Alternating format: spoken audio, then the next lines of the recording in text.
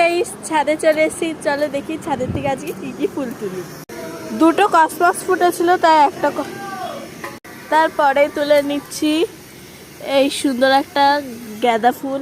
কালকে ছাদটা পরিষ্কার করছিলাম, এই হনুমান এসেছিল বলে আমি চলে গেছিলাম। এই কটা গাছ এখানেই আছে, সেগুলো কালকে সাজিয়ে দেবো।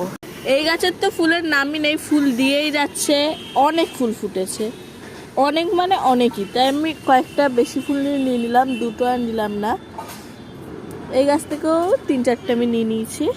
আর এই দেখো চন্দ্রমল্লিকা, দুটো চন্দ্রমল্লিকা নিয়ে নি। আর এখন আমি কি ফুল কি যেন একটা নিতে নাম ভুলে আছি। গাছটা এখানেই আছে কোথাও।